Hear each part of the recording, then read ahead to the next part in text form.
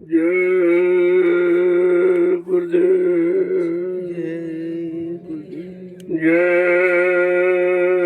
गुरुदेव, जय गुरुदेव, जय गुरुदेव। नाम किसका? प्रभु का। जय गुरुदेव। नाम किसका? प्रभु का। जय गुरुदेव। नाम किसका? प्रभु का। प्रभु का प्यारा नाम। रात्रि परमार्थी संदान सेवा कर रहे सभी सत्संगी प्रेमी जन ध्यान से सुने। सेवा भी करो और सत्संग भी सुनो, ताकि तुम्हारे दोनों काम हो जाए। शरीर से सेवा करो और मन से बुद्धि चित्त से सत्संग को सुनो, तो दोनों तरफ का काम हो जाए। क्योंकि बिना सत्संग के तुम्हारी समझ में नहीं आएगा, सेवा में मन नहीं लगेगा और बगैर सेवा के भजन नहीं कर सकते। ये दोनों चीजें हैं। इसलिए परमार्थी संदान सेवा जीवों के हित के लिए रखी गई। इनको परमार्थी लाभ कैसे दिया जाए। वैसे आप सेवा तो रात दिन करते हो, परिवार की, बाल बच्चों की, उनके खेती है, दुकान है, दफ्तर है, बिजली, व्यापार, मजदूरी सभी करते हो। लेकिन ये परमार्थी सेवा नहीं है, ये तो स्वार्थ की। परमार्थी सेवा वो है जिस सेवा में तुम्हारा कोई लालच न हो, कोई स्वार्थ न हो, कोई इच्छा कामना अभिलाषा न हो। और उस सेवा से शरीर को तो लाभ मिलेगा ही, लेकिन जिस शरीर की शारीरिक सेवा संदान से जो आप व्यवस्था तैयार कर रहे हो, ये जमीन की भूमि तैयारी, ये जमीन की तैयारी हो रही, जमीन तैयार की जाए जिस पर आगे आने वाले भविष्य में करोड़ों लोग लाभ उठाएंगे। ये कितना बड़ा लाभ, ये लाभ और किसी सेवा से नहीं होता है। इसलिए संत महापुरुषों ने कलयुग के जीवों के हित के भले के लिए परमार्थी संदान सेवा को सर्वोच्च स्थान दिया है। ये सबसे अच्छी सेवा है, जिस सेवा करने में तुम्हारा कोई अहंकार नहीं आएगा, तुम्हारे में कोई लोभ लालच नहीं पैदा होगा, किसी तरह का कोई मन में विकार नहीं आएगा, किसी के प्रति ईर्ष्या राग द्वेष जलन नहीं होगी। देखो कितना महत्वपूर्ण ये सेवा है। बाकी जो भी सेवा करते हो कुछ न कुछ तो अहंकार आता ही। प्रभुता पाए काय मद नहीं, कि प्रभुत्व मिल जाने के बाद कुछ न कुछ तो अहंकार का अंकुरण निकल ही आता है। लेकिन ये ऐसी एक सेवा है जिसमें कोई अहंकार आपका नहीं, कोई लोभ लालच नहीं है, कोई किसी शिकायत नहीं है। कितनी है पाक साफ निर्मल पवित्र सेवा है परमार्थी संदान सेवा। और उसमें खासकर ये रात्रि परमार्थी संदान सेवा, दिन में तो सभी लोग करते हैं, लेकिन रात्रि में कोई नहीं करता है। सबसे महत्वपूर्ण बात यह है कि रात्रि में इसको स्थान क्यों दिया गया, कि रात्रि में आपको इधर उधर कुछ दिखाई नहीं देता। जब आंखें देखी तो उधर मन को भगा ले जाती, कान से कोई आवाज आ रही तो मन को भगा ले जाती। लेकिन ये दोनों काम आपके रुक जाते हैं, आंख का भी काम और कानों का भी काम। एक भरोसा, एक बल, एक आस विश्वास, केवल एक ही निशाना आपका रहता है कि भाई सेवा करें, सेवा करें, हमारी सेवा पूरी हो जाए, हमारी सेवा से गुरु खुश हो जाए और हमको ऐसी बख्शीश दे कि हमारे अनंत जन्मों के किए हुए पाप खत्म हो जाए। इसका उद्देश्य है सेवा।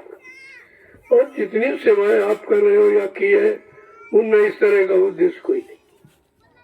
यह है संतों का शोध, उन्होंने इसे शोधित किया सेवा को, कि ऐसी सेवा को स्थान दिया जाए कि प्रेमियों के अंदर कोई अहंकार न आवे, कोई राग द्वेष ईर्ष्या जलन न आवे, किसी की निंदा आलोचना बुराई न होने पावे। मतलब इन सब गंदगी बुराइयों से अलग रखने के लिए, कलयुग के जीवों को यह लाभ देने के लिए संत महापुरुषों ने परमार्थी संधान सेवा को महत्वपूर्ण समझा है और स्थान दिया। आज आप उसी सेवा का लाभ ले रहे हैं। सारे हिंदुस्तान के लोग देख रहे हैं आपको, ये कैसे लोग हैं, ये क्योंकि ये किसी को मालूम है नहीं ये परमार्थी सेवा किसे कहते हैं। जब तक संत महापुरुषों के परमार्थी वचन नहीं सुनोगे तब तक परमार्थी सेवा का अर्थ आपकी समझ में नहीं आ सकता। ये लिखन पढ़न में नहीं है, ये करनी में है, और करने की बात कोई समझ नहीं रहा। यहाँ कथनी और पढ़नी और सुननी है, कोई कह रहा है, कोई सुना रहा है, कोई सुन रहा, लेकिन कर कोई नहीं रहा और बिना किए लाभ मिलेगा नहीं। चाहे भौतिक जगत का हो चाहे आध्यात्मिक जगत का, लाभ तो करने के बाद ही आपको मिलेगा, और तुम करना चाहते नहीं हो तो ऐसा जीवन आपका व्यर्थ चला जाएगा।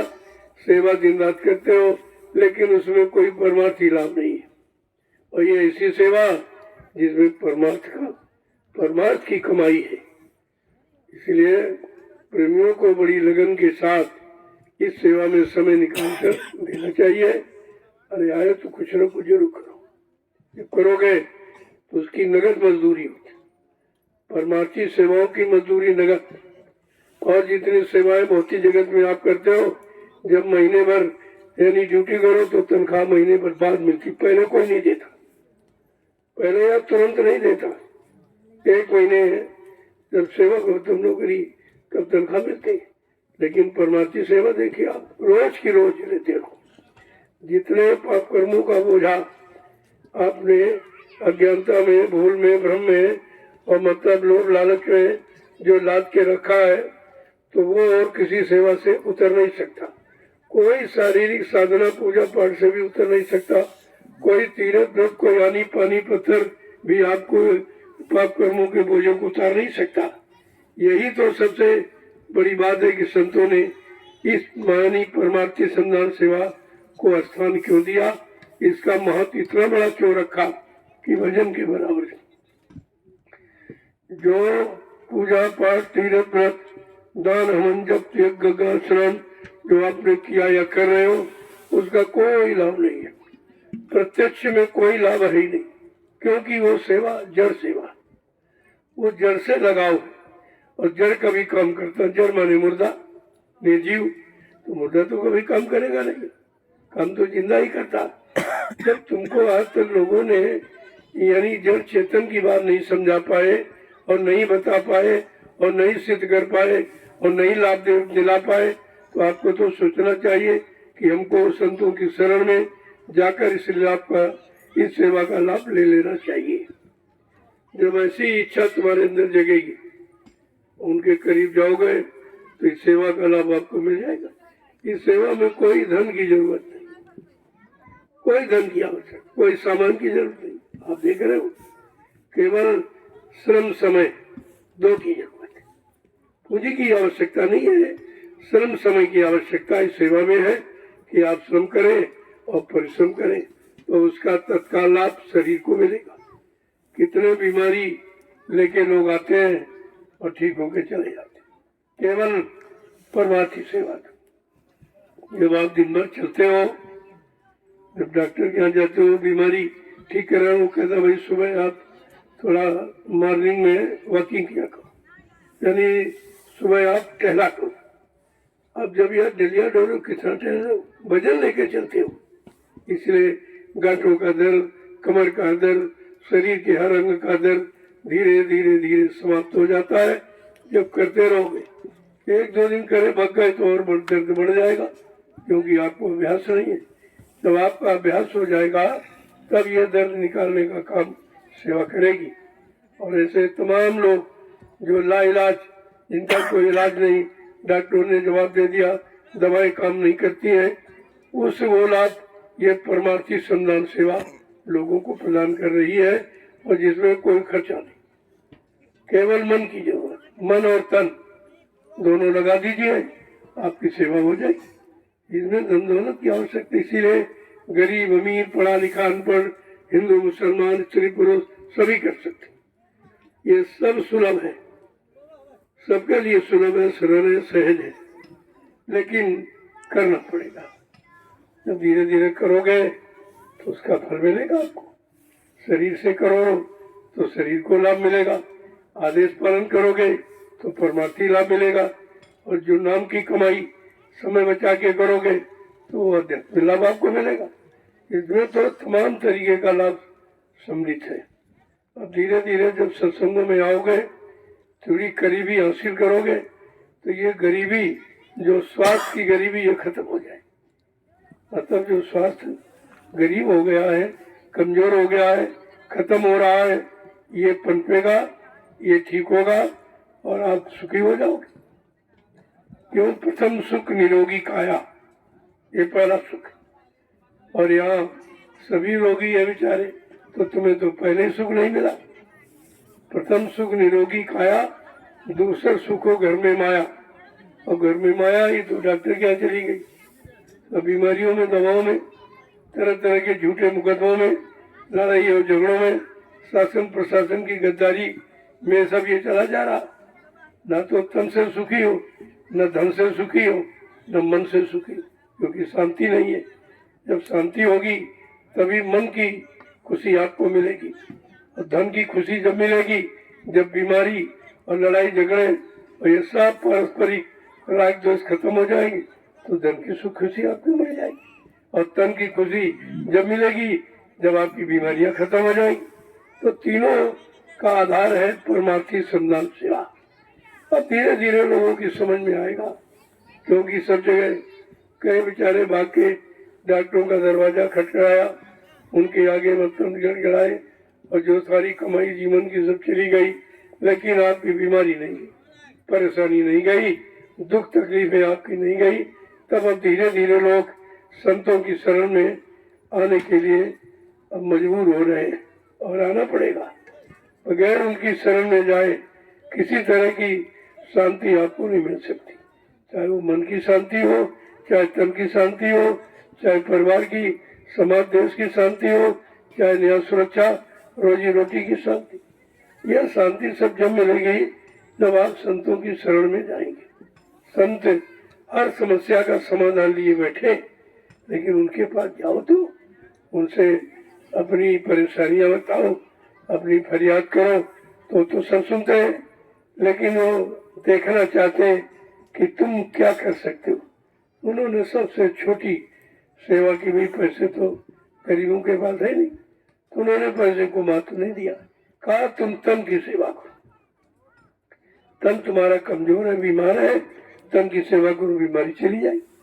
तन की सेवा करोगे तो पैसे बच जाएंगे, तन की सेवा करोगे परिवार खुशहाल हो जाएगा। तो सारी सुख और सुविधा, शांति का आधार है परमार्थी श्रमदान सेवा। अब लोगों की समझ में धीरे धीरे आने लगा। तो आप इस अवसर का लाभ ले रहे हो। दुनिया के लोग तो बेचारे अभी भ्रम में, अभी भूल में, संदेह में है, देख रहे हैं, लेकिन समझ नहीं पा रहे कि आखिरकार ये सेवा क्यों कराई जा रही, इस पर रोज रोज लोग इतने क्यों आ रहे हैं, और मतलब निस्वार्थ भाव से सेवा करते हैं, जबकि बिना मजदूरी के कोई काम नहीं करना चाहता। चाहे राजा हो वो भी तनख्वाह लेता, प्रजा वो भी तनख्वाह मजदूरी लेती, लेकिन संतों के यहाँ ये नहीं है। उनके यहाँ ये मजदूरी नहीं है, उनको यहाँ परमार्थी मजदूरी है, परमार्थ की मजदूरी, जो हिंदुस्तान का विश्व में कोई नहीं दे सकता। ये तो किसी की बात है ही नहीं, परमार्थी मजदूरी किसी की बात नहीं है। तो आप लोग आए हो तो अपना ये काम करके कुछ कमाई करो, ये कमाई साथ जाएगी। बाकी रुपया पैसा धन दौलत सामान दुकान मकान पद पत्नी बाल बच्चे ये तो साथ नहीं जाएंगे, ये सब यही छूट जाएंगे। लेकिन जो परमार्थी कमाई आप करोगे वो तुम्हारे साथ जाएगी, वो साथ जाएगी, वो साथ जाएगी। और इसीलिए संतों ने ऐसी सेवा रखी है जो गरीब अमीर सभी कर सकते, और जिसके पास पैसे नहीं है न वो सेवा करा सकता न कर सकता, वो तो पैसे पर है। लेकिन ये परमार्थी सेवा, इसमें धन की कोई आवश्यकता नहीं, इसमें मन और तन, मन में शांति हो, मन में लगाव हो, मन में इच्छा जगे और तन से सेवा करो तो मन और तन दोनों आपके ठीक हो जाए। ये सबसे बड़ी बीमारी, मन भी खराब, तन भी खराब, और जिसके कारण धन खराब है, आपके तीनों खराब हो गए। तो जब समझोगे, धीरज से करीब में आओगे, शरण में आओगे, परमार्थी वचनों को सुनोगे, परमार्थी सेवा में अपने आप तन मन को लगाओगे, तो धीरे धीरे आप लाभ तुम्हारे करीब में आ जाएगा। इसलिए प्रेमियों को चाहिए इस सेवा का पहले तो महत्व समझो आप। जो कहीं नहीं है वो यहाँ है। और पूरे विश्व में ये परमार्थी संधान सेवा केवल नैमिषारण्य की पावन पवित्र भूमि जय गुरुदेव आध्यात्मिक ज्ञान आश्रम रामशाला मिश्रिक सीतापुर उत्तर प्रदेश में हो रही है और कहीं नहीं हो। कहीं आप देखो सोचो कहीं नहीं हो, क्योंकि इसके बारे में किसी को जानकारी नहीं। ये संत महात्माओं के सिवा इस सेवा के बारे में कोई कुछ जानता ही नहीं। और तभी बेचारे सेवा तो करते हैं, पैसा खर्च करते हैं, शरीर पर वो परेशानी दे रहे हैं, तकलीफ उठा रहे हैं, लेकिन लाभ कुछ नहीं, क्योंकि वो झूठी है, वो नकल है, वह असल नहीं है, वो जड़ है, वह चेतन नहीं है। तो आपको तो चेतन की तलाश करनी चाहिए। गोस्वामी जी महाराज को जड़ चेतन की परिभाषा बताने के लिए रामचरितमानस की रचना करनी पड़ी। उन्होंने लिखा कि जड़ चेतन ग्रंथि पड़ गई, यद्यम रखा छूटत कठिन। कहा जड़ चेतन की गांठ लगा दी गई है तो झूठ, लेकिन जीव के बस की बात नहीं कि खुद उस गांठ को खोल दे। उसके लिए जिसने अपनी गांठ खोल ली जड़ चेतन से, अब जड़ से अलग कर चेतन ने अपने आप को लगा लिया, और चेतन शक्ति जिनके पास इकट्ठी हो गई वो तुम्हारी जड़ता की मजबूरी को दूर कर सकते। बाकी ये काम किसी के बस का नहीं। अब लोगों को इतना भ्रमित कर दिया गया 3 युगों से। देखो कितना पुराना भ्रम आपके अंदर भर दिया। कागज में ढूंढो, पत्थर में ढूंढो, पानी में ढूंढो, तीरन में ढूंढो, मूर्त में ढूंढो, वहां तो कहीं मिला नहीं कुछ। अरबी को दिखाई दिया आपको। इतने दिन गंगा जमुना नहाते स्नान कर तो पानी में ढूंढे तो पानी में क्या मिलेगा? पानी में पानी ही मिलेगा। और ज्यादा नीचे जाओगे तो पानी के जीव मिल जाएंगे। लेकिन जो मुक्ति की बात लोगों ने भ्रम पैदा कर दिया कि मुक्ति जल में है, पानी में है, पत्थर में है, कागज में है, तीरथ में है, मूर्त में, ये बिल्कुल ही झूठ है। मुक्ति संत चरण की दासी, मुक्ति तो संतों के चरणों में है और आपको ये मालूम नहीं। ढूंढते घूमते वही हिरणे की तरह कि मतलब कस्तूरी कुंडल में से हमने ढूंढे बनवाए, उसके अंदर नाभि में कस्तूरी है, उसको गंध लगती है तो समझता कहीं बाहर से सुगंधी आ रही, तो बेचारा भूल भ्रम में अज्ञानता में उसके ढूंढने से करता वह ढूंढ रहा और है उसके अंदर। ऐसे घट घट प्रभु परमात्मा की जीवात्मा बैठी है, लेकिन जीवात्मा को जगाने वाले जब तक कोई संत महात्मा नहीं मिलेंगे तब तक कोई ये ज्ञानी ध्यानी विज्ञानी, ये पुजारी पुजारी अंडा पंडा, इनके बस की बात ये नहीं है कि जीवात्मा को जगाए तो परमात्मा से मिला। यही तो आपको खोज करनी चाहिए। इसी के लिए गोस्वामी महाराज को रामचरितमानस की रचना करनी पड़ी। उन्होंने कहा गुरु को ढूंढ करो भाई, गुरु की खोज करो भाई, बिन गुरु राह कोई नहीं पाई।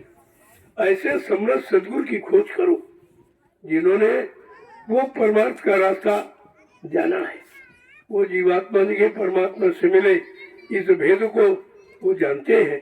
इस समस्या का समाधान उनके पास है। जब वो मिल जाएंगे तब आपकी समस्याओं का समाधान होगा। ये कागज पत्थर पानी में फंसे ये तुम्हारे फंसाव को और बढ़ा सकते हैं, घटा नहीं सकते। इस पर आपको विचार करना चाहिए।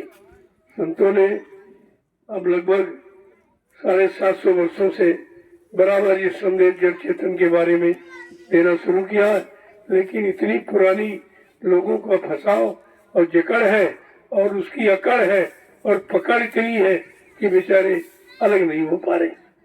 कहा जब तक कोई अलग करने वाला जो स्वयं अलग खड़ा हो, जड़ चेतन की बात जानता हो और जड़ से अपने आप को पूर्णतः अलग कर लिया हो और चेतन में लग गया हो, जब ऐसे महापुरुष मिल जाएंगे तो आपका भी काम हो जाएगा, लेकिन उनकी खोज करनी पड़ेगी। जिन खोजा तिन पाइया गहरे पानी बैठे, जिन्होंने खोजा है उन्होंने पाया है। जो गहराई तक गया वो असलियत और हकीकत सत्यता को जान लेता है।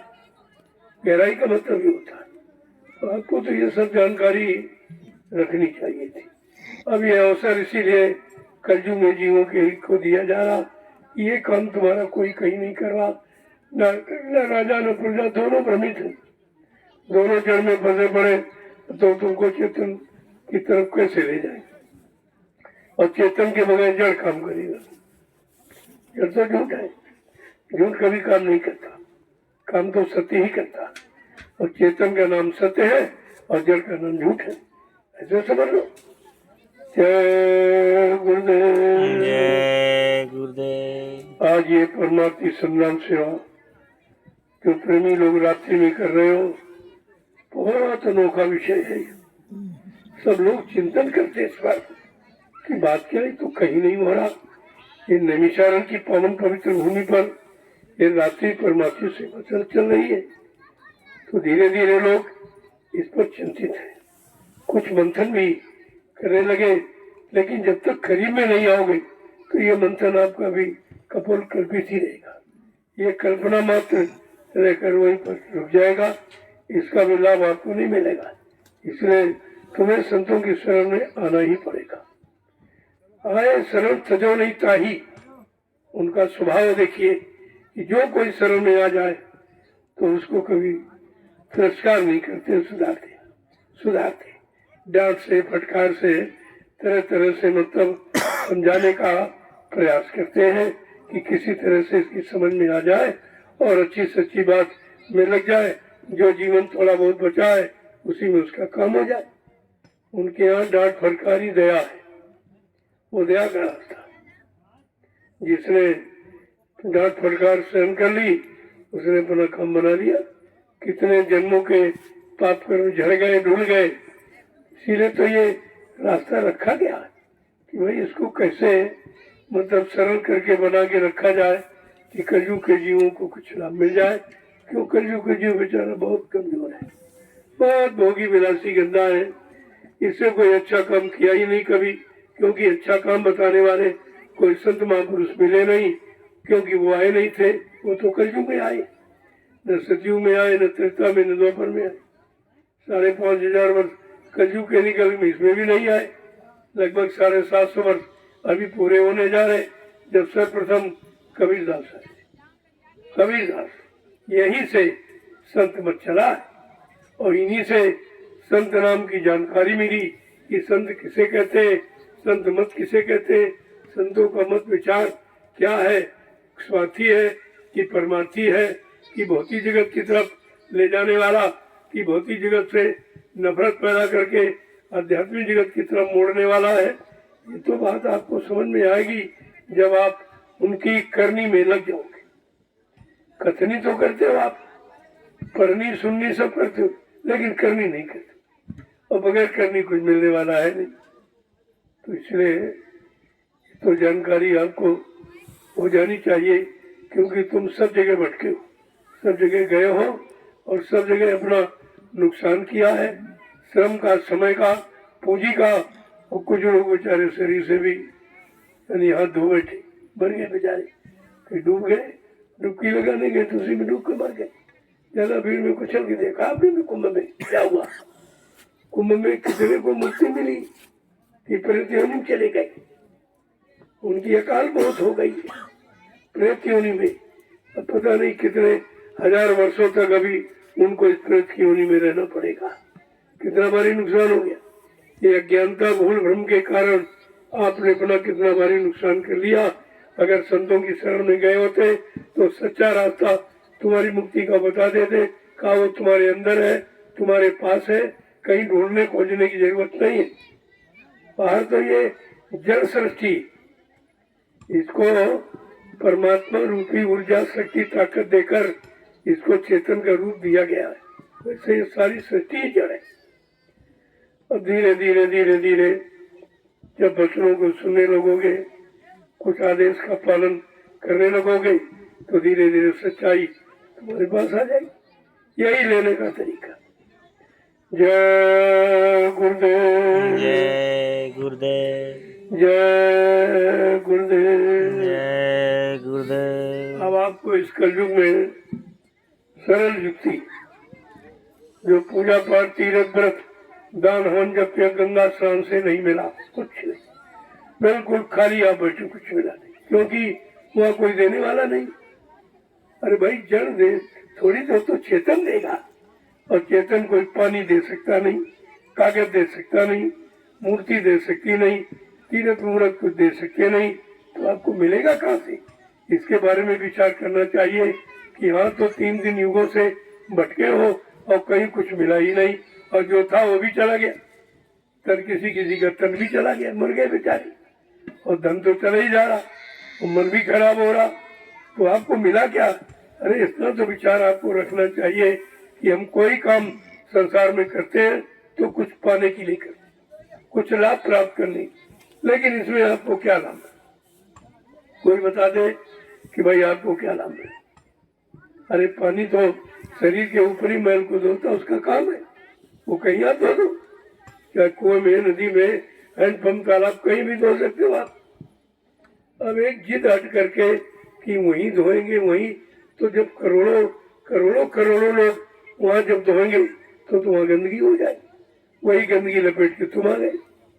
ये संग दोष लगे आपको, बात आपने समझा नहीं, ये गंदगी किसकी है। एक बार एक बैठक हुई देवताओं के दरबार में, तो प्रश्न ये चला कि सबसे बड़ा पापी कौन है? तो लोगों ने कहा गंगा जी सबसे बड़े पापी, जो गंगा में सब पाप धोने जाते, यहाँ से यहाँ संगम में सब पाप धोने जाते। अरे पाप कोई चिपके जो धुल जाएंगे पानी से? पाप तो तुम्हारे अंदर जीवात्मा के घाट पर जमा है, पापों की गंदगी, और जब तक जीवात्मा जगाने वाले संत महात्मा नहीं मिलेंगे और नाम की युक्ति नहीं देंगे तो नाम चिंगारी से वो पापों की गंदगी जल जाती। गोस्वामी महाराज ने क्या लिखा उत्तरकांड में? अरे उसी को पढ़ लेते तो सारा भ्रम आपका दूर हो जाता। उन्होंने क्या लिखा? ज्ञान अग्नि तो प्रकट कर, कर्म शुभा शुभ जारी, और बुद्धि सिरावय ज्ञान घृत, ममता मल जल जाए। ममता रूपी, मोह रूपी जो गंदगी है, ये कब जलेगी? जब संतों से नाम का दान मिलेगा, नाम का आधार मिलेगा, नाम की युक्ति मिलेगी, और उस नाम की जब कमाई करोगे, उस नाम में चिंगारी, वो चिंगारी से सारे कर्मों की गंदगी जल के राख हो जाती। कितना सरल करके उत्तरकांड में रामचरितमानस के गोस्वामी महाराज ने लिखा, और इतने साल हो गए, 550 वर्ष, और किसी ने इसको पढ़ करके लाभ नहीं ले पाए। कि लाभ कहाँ लिखा इन्होंने? तो अंदर की बात कर रहे, तुम बाहर की बात कर। वो सत्संग सरिता की जल की बात करते, तुम यहाँ ये जल पानी की बात करते हो, इसमें तुम फंस गए। तो कम से कम आपको समझना चाहिए, खुद तो आप नहीं समझता हो। क्यों खग जाने खगई गए भाषा, तासे उमा गुप्त कर रखा। जब पक्षी की बोली पक्षी समझ सकता, जानवर की बोली जानवर समझ सकता, ऐसे संतों की बोली कोई संत श्रेणी पर जो पहुंचा है, या संतों के वचनों को जिसने माना और अपने आप के जीवन को बदल दिया, वो समझे। इसीलिए संतों ने कहा उनकी भाषा बोली समझना बहुत कठिन है। 12 साल रहो संत की टोली, तब समझ में आवे एक बोली। इतना कठिन नहीं, एक बोली 12 बरस की, और तुम्हारा तो कुछ ही समझ में आया, तुम कैसे समझ गए, कैसे जान गए? तो इस भूल भ्रम को दूर करने के लिए कहा कि संतों की शरण में जो आया, उसने अपना काम बनाया, उसने अपना उद्धार कर लिया, और दुनिया के लोग देखते रहेंगे। जैसे आज ये सेवा दुनिया के लोग देख रहे हैं, लेकिन समझ कोई नहीं पा रहा। अगर समझ जाते तो इस लाभ को नहीं छोड़ते, तुमसे पहले आके यहाँ करने लगते और लाभ ले लेते, और तुम लोग रह जाते। लेकिन संतों ने ऐसी भूमिका रखी कि दूर दूर के लोग बेचारे आएंगे और वो लाभ लेके चले जाए। वो इस रस पी के चले, जैसे मधुमक्खी छत्ता लगाती है और दूर दूर से मक्खियाँ आती है और शहद का पान करके चली जाती और बेचारी लगाती रहती, उनको नहीं पता। उनके अंदर मोह है कि भोजन भोजन इकट्ठा करो इकट्ठा करो इकट्ठा करो, तो इकट्ठा करते करते जीवन चला जाता और जो बाहर से आते वो पी के चले जाते। ऐसे महापुरुषों ने कहा जैसे गाय का बच्चा तो वो तो दूध पाता है क्योंकि ये दूध खूंटे से बंधा है, समय पर आता और दूध पी के चला जाता है। लेकिन एक किलनी, एक कीड़ा है जो थन में यानी 24 घंटे छिपका रहता, थन में है लेकिन दूध नहीं पाता, खून चूसता रहता।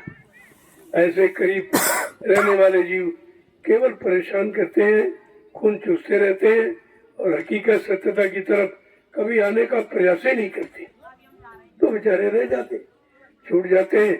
और दूर दूर से आके लोग देखो ये सत्संग सत्ता का पान भी कर रहे हैं, परमार्थी सेवा का लाभ ले रहे हैं, लेकिन यहाँ के लोग रह जाएंगे, यहाँ के रह जाएंगे। चिराग के नीचे मेला इसीलिए कहा गया, कितने गांव बस गए, कितने शहर बस गए इस नैमिषारण्य की पवित्र भूमि पर, लेकिन जो लाभ संत गोस्वामी जी महाराज ने रामचरितमानस में लिखा वो तो लाभ किसी को नहीं मिला और न कोई प्रयास करता। उन्होंने साफ साफ शब्दों में लिखा है, तीरथ स्वर नैमिष विख्याता अति पुनीत साधक सुखदाता। कितना साफ ये तीर्थ, ये नैमिषारण्य तीर्थों का राजा महातीर्थ है, अति पावन पवित्र है, लेकिन इस भूमि का लाभ किसको मिलेगा?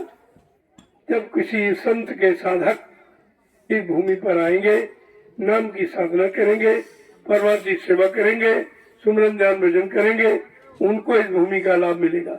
बड़े साफ शब्दों में लिखा हुआ है और नहीं लोग प्राप्त कर पाए, उसकी तरफ जाने की शिकायत। ये तो बांचने और सुनने सुनाने गाने बजाने के चक्कर में रहते, ये शब्दों की पकड़ नहीं करते और पकड़ करके अपने मन बुद्धि चित्त को नहीं पकड़ाते कि जिससे तुम्हारा मन बुद्धि चित्त जो गंदा है वो साफ हो जाए।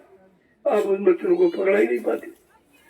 जय गुरुदेव, जय गुरुदेव, जय गुरुदेव, जय गुरुदेव। आज का युग में तीनों काम, जो मूल स्तंभ है अध्यात्म के, 3 स्तंभ, सत्संग करो, सेवा करो और भजन करो। ये 3 रास्ते केवल इसी भूमि पर अपनाए जा रहे हैं। सुबह आप भजन करते हो, 5 बजे घंटा संघ बजता, आपको जगाया जाता, घंटा संघ का मतलब समझते हो, और कोई बाजा बजाया जा सकता, लेकिन घंटा संघ क्यों बजाते? ये काल माया, ये काल की आवाज है, ये देश में हो, ये मतलब काल माया की आवाज है। इस काल माया के देश में काल माया की आवाज जगाकर तुम्हें जगाया जाता है कि उठो, सवेरा हो गया, समय कम है, जल्दी से नाम की कमाई करके अपने सच्चे देश और सच्चे घर मंडल मुकाम को चलो। ये तुम्हारा देश नहीं है, ये तुम्हारा घर नहीं है, ये तुम्हारा मंडल मुकाम नहीं है, यहाँ तुम्हारा कोई मालिक नहीं है, तुम्हारा कोई मतलब यानी कोई रहमदार यहाँ दया करने वाला नहीं है। लिहाजा जगो और अपने घर की तरफ चलो। इसकी आवाज लगाई जाती 5 बजे, लेकिन कितने लोग समझ पा रहे? तो घंटा संघ समझते, ये नहीं समझते घंटा संघ किस मालिक की आवाज। ये जिनका एक देश है, ये काल की आवाज है। काल के देश में काल की आवाज लगाकर तुम्हें जगाया जाता कि उठो, काल के देश से चलने की, अपने घर पहुंचने की तैयारी करो। उसके लिए आपको जगाया जाता, लेकिन फिर भी आप सोते रहते हो, जरा सा ध्यान नहीं देते। तो जब ध्यान नहीं दोगे तो काम कैसे बनेगा? उसके लिए तो आपको कुछ न कुछ करना पड़ेगा, जबकि आपको पूरा तुम्हारे पर बोझा नहीं डाला गया। कहा कुछ तुम करो, कुछ मैं करूं।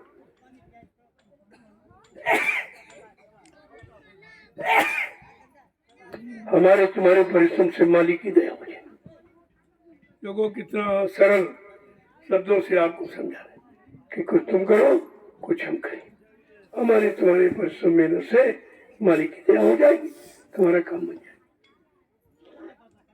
उन्होंने कभी ये नहीं कहा मैं करूंगा, कोई अहंकार कहते मैं नहीं करूंगा, आप भी करो मैं भी करूं, हमारे तुम्हारे करने से मालिक दया कर देंगे और काम बन जाएगा।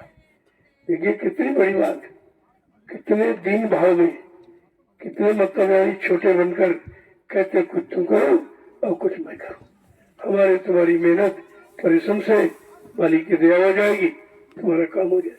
अब न तो तुम करते हो और जो कहने को कर रहा उसका भी नहीं कहना मान, फिर ये काम कैसे होगा? उसके लिए तो आपको समझना पड़ेगा।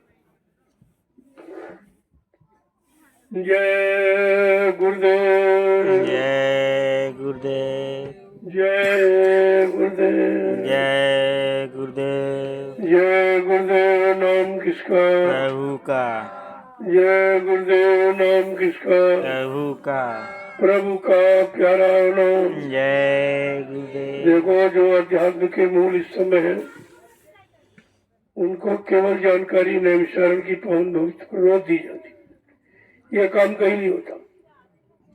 सुबह घंटा संग बजाकर आपको जगाया जाता कि उठो, अपने घर की तैयारी करो, काल की पूजा, इसलिए मैं इसको खुश करूं ताकि ये रोक टोक न लगाए, बाधा न डाले।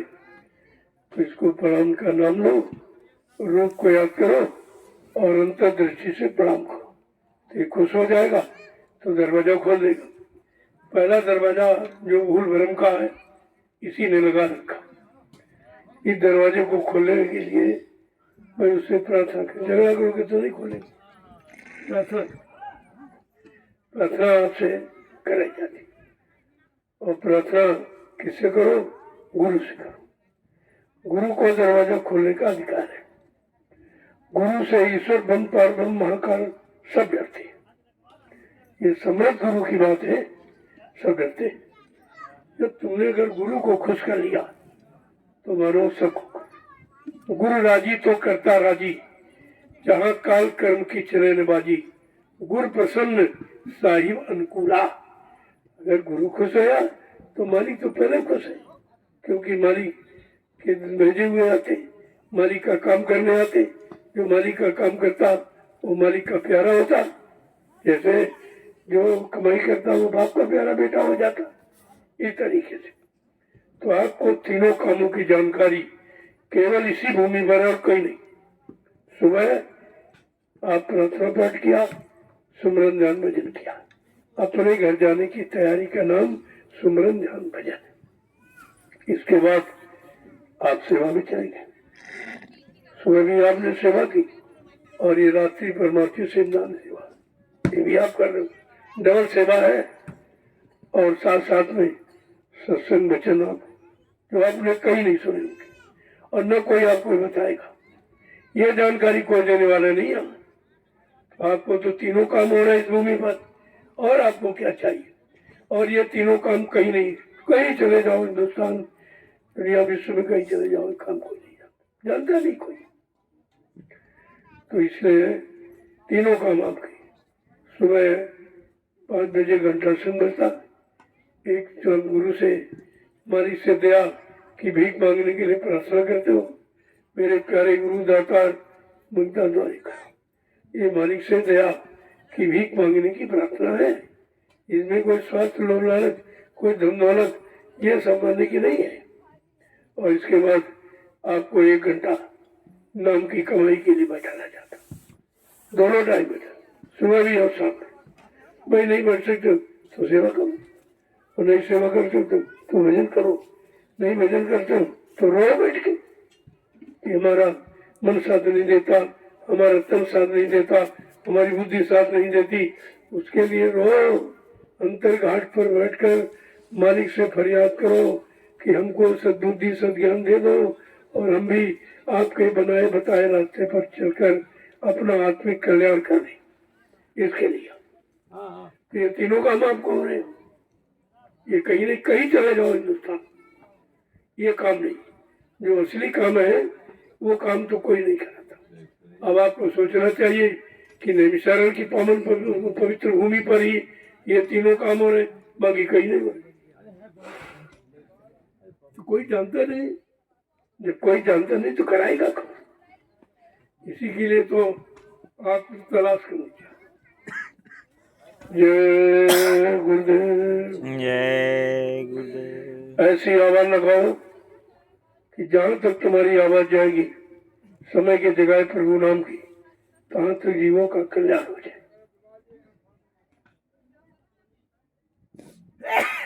ये ऐसे नहीं कराया जाए, इसमें तुम्हारी भी जबान शुद्ध होगी। और जो आवाज जाएगी, कितने रात्रि में कितने जीव अपने अपने घोंसलों में, पक्षी है, जंगली जानवर, सब पेड़ पौधे, इनमें भी जीवात्मा। ऐसा नहीं कि पेड़ पौधों में जीवात्मा, ये भी सुनने के अधिकारी है, लेकिन आज तक ये काम किसी ने नहीं किया, कोई इनको सुनाने नहीं आया,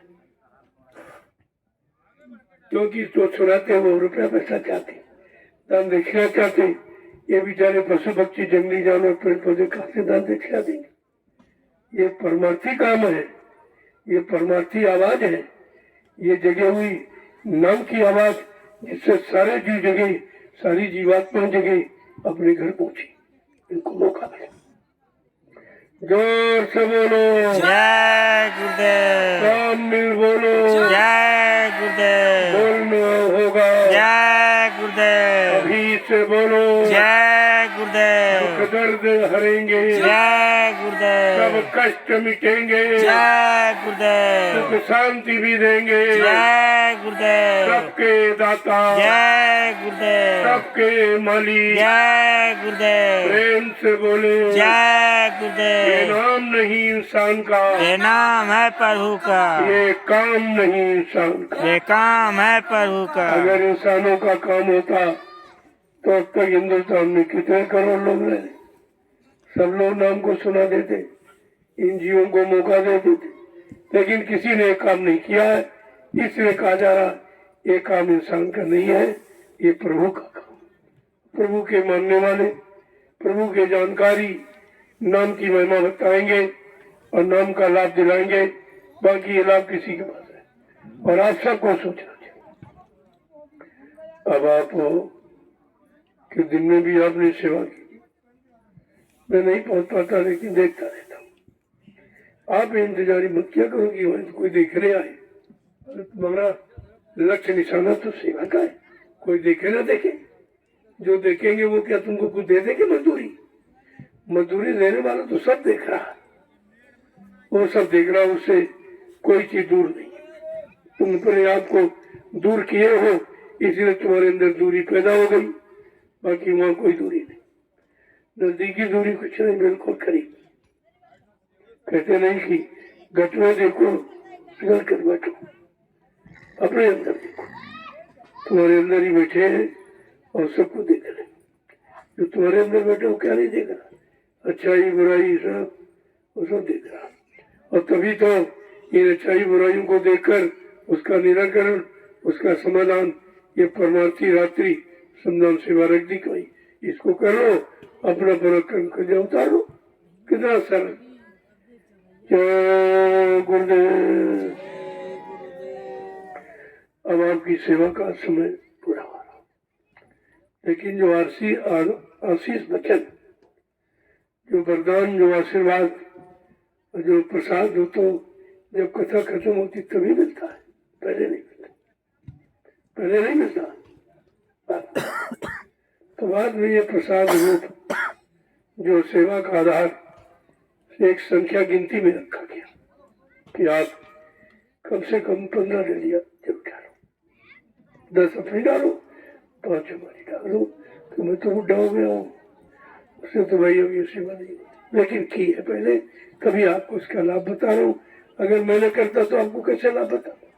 ये सुनी सुनाई, ये पढ़ी पढ़ाई बात नहीं की जाती, ये करके देखा गया और जब लाभ मिला तब कहा चलो भाई सब जीवों को मिल जाए, तब आप सबको मौका दिया जा रहा। अब लेना लेने तो आप पर निर्भर। कितने लोग घरों में बैठे हैं, कुछ नहीं बेचारे पास, उनको क्या मिलेगा? क्या मिलेगा? और ये समय निकल जाएगा, फिर आपको मिलेगा। इतना सरल और सहज, जिसमें कोई खर्च नहीं, तब तुम नहीं कर पा रहे हो तो तुम साधना कैसे करोगे? साधना तुम्हारे बस की नहीं, क्योंकि तुम कुछ चीज साध नहीं सकते हो। न मन को साध सकते हो, न इंद्रियों के वेग को साध सकते हो, न बुद्धि को साध सकते हो। ये तो तुम्हारे बस की बात है ही नहीं। और जो बस की है वो तुम्हारी समझ में नहीं आ रहा। कितने प्रेमी घरों में बैठे, लेकिन बेचारे पछता के रह जाएंगे। ये समय निकल जाएगा, क्योंकि ये सेवा का समय रोज नहीं रहेगा। सबका समय निश्चित है, आने का, जाने का, काम करने का, मरने का, ये सब का परमार्थ की कमाई करने का ये समय सबके लिए निश्चित है। उस समय से लाभ ले लो तो आप अच्छे हो, और नहीं तो भाई बाद में आपको रोना पड़ेगा, रोना पड़ेगा, और रोने से भी कोई काम बनेगा नहीं। इसलिए अब ये 15 डलिया सभी प्रेमी डाले, उसका लाभ ले लें। और उसका लाभ आपको पहले बताया कि एक डलिया में एक माला, और माला करो वैसे नींद आ जाएगी। लेकिन डलिया का लाभ माला से, ये कितनी बड़ी दया है, कितनी बड़ी तुम्हारे पर मेहरबानी है। जो एक माला करने में कितनी बार सोते थे, कितनी बार झटका लगता, कहीं गिर जाते, कहीं माला छूट जाती, लेकिन डलिया तो नहीं छूटेगी, नहीं गिरेगी, और लाभ आपको वही मिल जाए। तो इससे सरल और कोई युक्ति नहीं। बाद में आपको पछताना पड़ेगा, तो फिर उसके लिए कोई क्या करेगा? जब समय से समय की बात को नहीं समझोगे और समय का लाभ नहीं लोगे तो फिर पछताना और रोना आपके हाथ में रह जाएगा, और उससे कुछ होने वाला नहीं है। फिर ये मानव जीवन भी चला जाएगा, ये समय भी निकल जाएगा आपके हाथ से। जय गुरुदेव। जय गुरुदेव। जल्दी से अभियान पूरा करो, और इसके बाद आज का प्रसाद जो दिया जा रहा, जो कहीं नहीं मिलेगा। कहीं दुनिया में चले जाओ, कोई आपको प्रसाद नहीं दे सकता, क्योंकि प्रसाद बनाना ये सबके बस की बात नहीं है। कहना तो सरल है, अगर उसके बन के बस का होता तो ये आपसे नहीं कहते जाओ दुकान से प्रसाद खरीद के ले, ये नहीं कहते। प्रसाद बनाया जाता, प्रसाद खरीदा नहीं जाता। अब बनाने की शक्ति नहीं तो ये कहीं खरीद के ले आओ, और जब खरीद के ले जाओगे तो पूरा प्रसाद बना रखना, थोड़ा बहुत तुमको देंगे लौटा के, तो प्रसाद खाओगे। वो तो तुम्हारा दिया वो तुम्ही को लौटाना जा रहा, और तुम प्रसाद समझ कर अज्ञानता भूल भ्रम में स्वीकार कर रहे हो। तुम्हारी भी बुद्धि नहीं काम कर रही कि ये तो हमने ही खरीद के दिया, इसने हमको क्या दिया। जय गुरुदेव। जय गुरुदेव। अब आप धीरे धीरे अभियान को पूरा करो, पूरा करिए आप, तभी आना प्रसाद का लाभ तो मिलेगा, ऐसे नहीं चलो।